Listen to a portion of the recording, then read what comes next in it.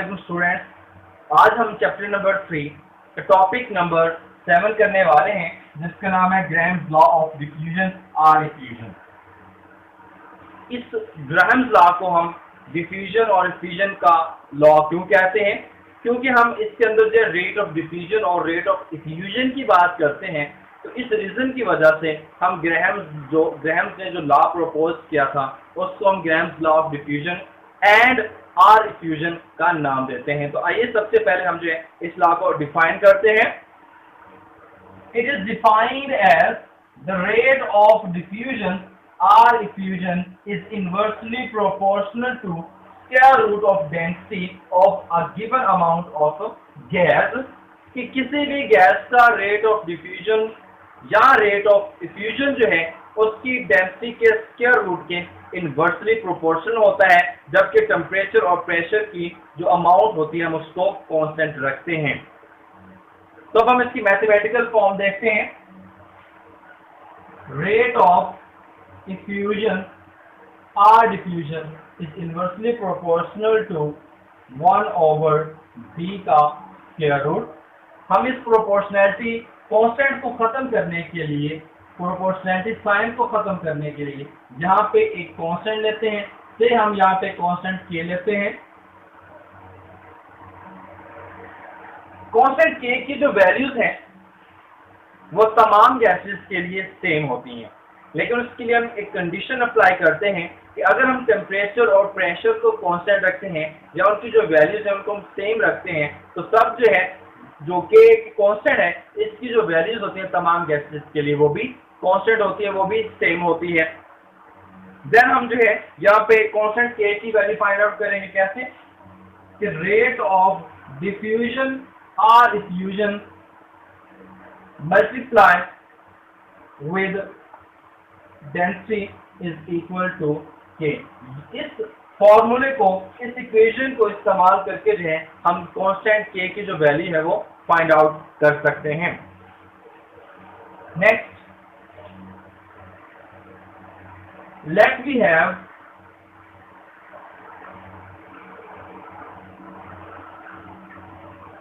two gases। हमारे पास मिसाल के तौर पर हमारे पास दो गैसेस हैं।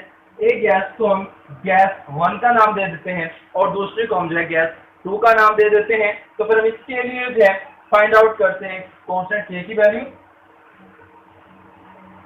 रेट को हम जो है आर से डिनोट करते हैं। फर्स्ट गैस के लिए R1 इंटू D1 का square root is equal to k. ये है गैस 1 के लिए, और गैस 2 के लिए R2 rate of diffusion of gas 2 into D2 का square root is equal to k. ये जो है हम गैस 2 के लिए लेते हैं। अब गैस 1 और गैस 2 की इक्वेशन को जो है हम डिवाइड कर देते हैं एक दूसरे के साथ।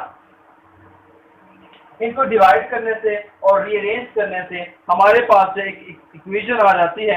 वो इक्वेशन क्या बनती है, R1 over R2 is equal to D2 square root over D1 का स्क्वायर रूट। हमें पता है कि जो डेंसिटी होती है D is equal to mass over volume. ये जो डेंसिटी है वो मैस के या मॉलिक्यूलर मैस होता है गैस का, उसके डायरेक्टली प्रोपोर्शनल होती है। तो तब हम डेंसिटी की जगह पे जो है मॉलिक्यूलर मैस को लिख देते हैं। पहली इक्वेशन क्या बन जाएगी, R1 over R2 is equal to M2 का स्क्वायर रूट ओवर M1 का स्क्वायर रूट। ये इक्वेशन हमें उस वक्त मिलती है जब हम जो है डेंसिटी की जगह पे मॉलिक्यूलर मैस को पुट कर देते हैं, क्योंकि हम जानते हैं कि किसी भी गैस की जो डेंसिटी होती है वो उसके मॉलिक्यूलर मैस के डायरेक्टली प्रोपोर्शनल होती है। और M1 और M2 जो है ये क्या है, ये मोलर मैसेज हैं। M1 and M2 are molar masses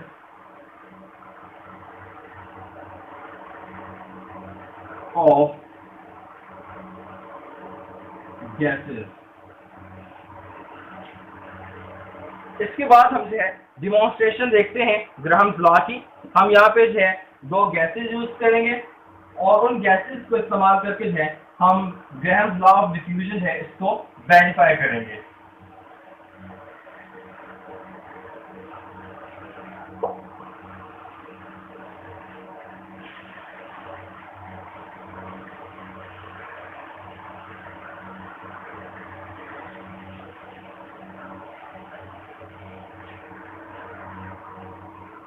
इस लॉ को जो है हम लेबोरेटरी के अंदर बहुत आसानी के साथ से जो है वेरीफाई कर सकते हैं। वो कैसे कि हम लेबोरेटरी के अंदर जो है एक ग्लास ट्यूब लेते हैं, उस ग्लास ट्यूब के अंदर जो है हम दो डिफरेंट गैसेस को लेते हैं, उनके सॉल्यूशंस को लेते हैं और हम उनको जो है फिर उनकी वहाँ पे उनके रेट ऑफ डिफ्यूजन और रेट ऑफ डिफ्यूजन को जो है हम वहाँ पे फाइंड आउट कर सकते हैं।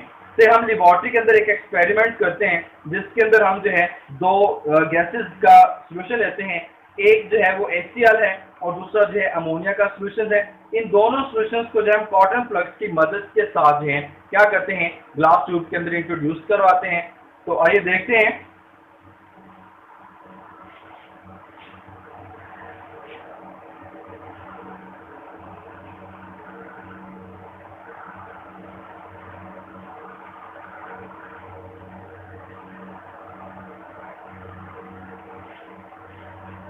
ये हमारे पास है एक ग्लास ट्यूब है, यहाँ से जो है हम कॉटन प्लग की मदद से NH3 गैस को इंट्रोड्यूस करवा देते हैं और इधर से जो है हम HCl को कॉटन प्लग की मदद से इंट्रोड्यूस करवा देते हैं।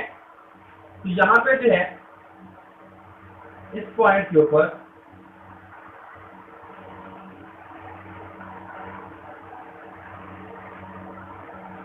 जो डार्क पॉइंट है यहाँ पे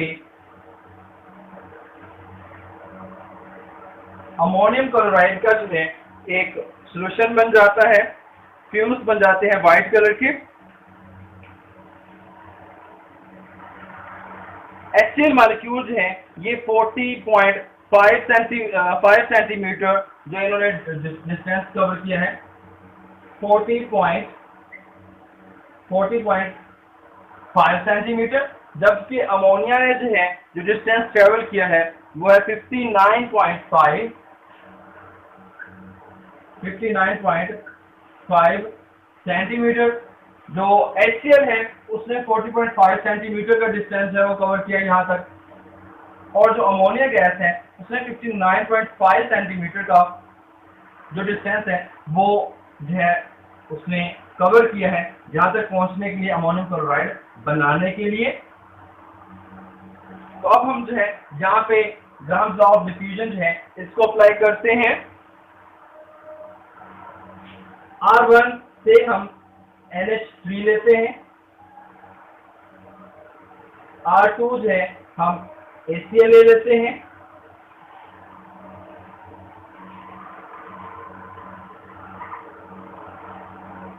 mass of HCl इसका square root over mass of NH3 इसका स्क्वायर रूट। NH3 ने जो डिस्टेंस कवर किया है इसका जो रेट है वो है 59.5 सेंटीमीटर ओवर 40.5 सेंटीमीटर। HCl का जो मोलर मास है वो है 36.5 इसका स्क्वायर रूट ओवर 17 का स्क्वायर रूट। तो जब हमारे पास फाइनल इक्वेशन आ जाती है, फाइनल जो वैल्यू आ जाती है वो आती है 1.46 एंड 1.46 तो यहाँ पे जो लॉ होता है वो हेंस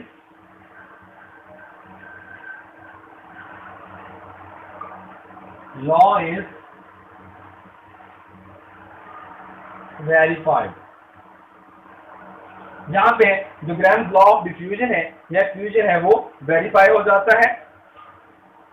आगे हम एक एग्जांपल देखते हैं। एग्जांपल की मदद से जो है ग्राम्स लॉ ऑफ डिफ्यूजन की जो वेरिफिकेशन है वो बहुत ही बेटर वे में हो जाएगी।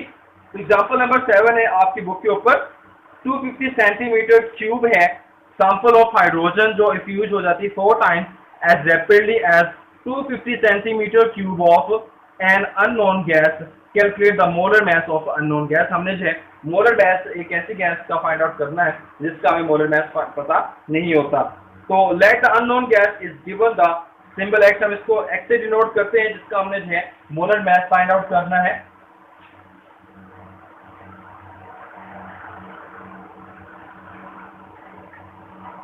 Unknown gas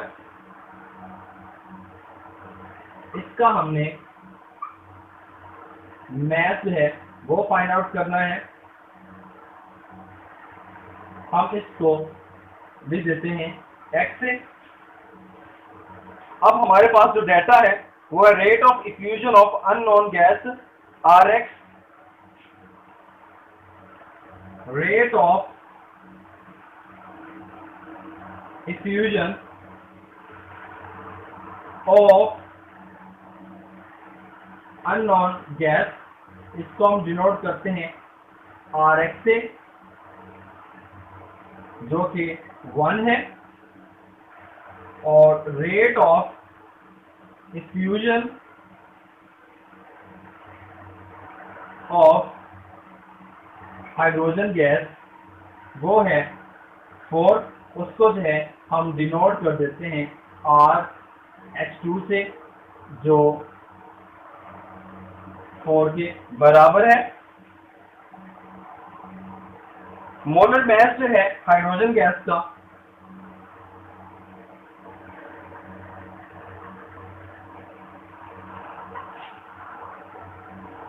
molar mass of hydrogen gas वो है 2 ग्राम पर मोल के बराबर। अब हम जो है यहाँ पे इक्वेशन को अप्लाई कर देते हैं। R rate of hydrogen over rate of X gas is equal to molar mass of X gas over molar mass of hydrogen gas। Hydrogen का जो रेट है वो है 4, अननोन गैस का 1 है। mx हमने फाइंड आउट करना है, और जो हाइड्रोजन का मोलर मास है वो है 2। हम इसका एज ए स्क्वायर रूट लेते हैं। फिर हम क्या करते हैं कि हम यहाँ पे दोनों साइड के ऊपर जो है इसका स्क्वायर ले लेंगे, इधर भी स्क्वायर ले लेंगे और इधर भी हम स्क्वायर ले लेंगे। तो ये हो जाएगा 16/1 is equal to mx over 2। तो हमने mx फाइंड आउट करना है, तो 16 मल्टीप्लाई बाय 2, तो mx विल बी 32 ग्राम पर मोल। तो यहाँ पे जो है ग्राम्स लॉ ऑफ डिफ्यूजन और इफ्यूजन की जो है वो वेरिफिकेशन कंप्लीट हो चुकी है। आज के हमने इस लेक्चर के अंदर जो है सबसे पहले हमने ग्राम्स लॉ ऑफ डिफ्यूजन और इफ्यूजन को डिफाइन किया है कि वो क्या होता है। उसके बाद हमने कुछ उसके कंडीशंस की बात की है कि किन कंडीशंस के अंडर जो है इस ग्राम्स लॉ ऑफ डिफ्यूजन या इफ्यूजन को जो है हम वेरीफाई कर सकते हैं। उसके बाद फिर हमने इसकी डिमॉन्स्ट्रेशन देखी, और लास्ट में हमने जो है एग्जांपल नंबर 7 जो आपकी बुक के अंदर है उसके जरिए से जो है हमने ग्राम्स लॉ ऑफ डिफ्यूजन या इफ्यूजन की जो है वो वेरिफिकेशन देखी है with the help of 1 example. I hope कि आपको आज के टॉपिक समझ आ गया होगा। इंशाल्लाह हम नेक्स्ट वीडियो के अंदर जो है kinetic molecular theory of gases को स्टडी करेंगे।